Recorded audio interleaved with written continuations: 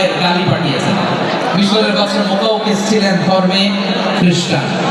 লালমনিরহাটের ভাইয়ের আওয়াজ করে বলেন, মিশরের বাদশা ধর্মে কি ছিল? খ্রিস্টান। কে উপহার দিয়েছিল আমার নবীকে? শুনতে মনে চায়? আওয়াজ নাই লালমনিরহাটের গলা। শুনতে মনে চায়? 1000 স্বর্ণ মুদ্রা, 1000 স্বর্ণ। দুইটা খ্রিস্টান দাসী, একজনের নাম মারিয়া বিনতে শামউন আল-কিবতিয়া, আরেকজনের নাম সিরিন বিনতে শামউন আল-কিবতিয়া।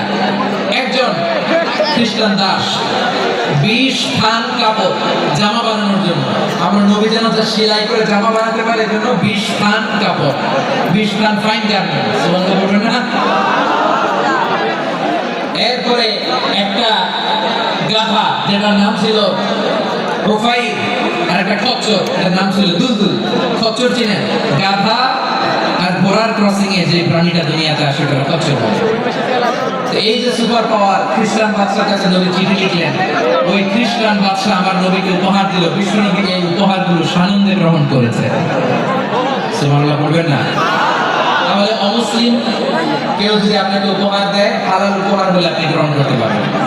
অনুরূপভাবে পারস্যের বাদশা রোম সম্রাট বিশ্বনবীকে উপহার পাঠিয়েছেন। আমার নবী সবগুলো উপহার গিফট গ্রহণ করেছেন। সুবহানাল্লাহ বলেন। তাহলে প্রিয় লালমনিরহাট আওয়াজ করে বলুন, ইসলাম কি ন্যারো মাইন্ডেড রিলিজিয়ন না ব্রড মাইন্ডেড? আম্মাজান আয়েশার কাছে মাসআলা জানতে চায় মেয়েরা। হে আম্মাজান, অগ্নি উপাসকেরা তাদের ঈদের দিন নওরোজের সময় আমাদেরকে পাখি দেয়, নেওয়া যাবে?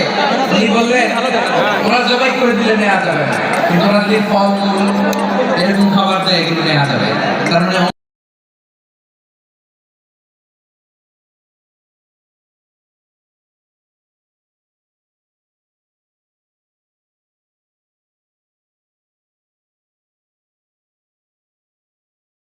এদিকে বাজারের মিষ্টির দোকানগুলো আমার হিন্দু ভাই, লালমনিরহাটে মিষ্টির দোকান, দইয়ের দোকান কারা চালায়? তারপরে যে বারবার শপ, চুল কাটেছে নাপিত, অধিকাংশ নাপিতের দোকানে কারা?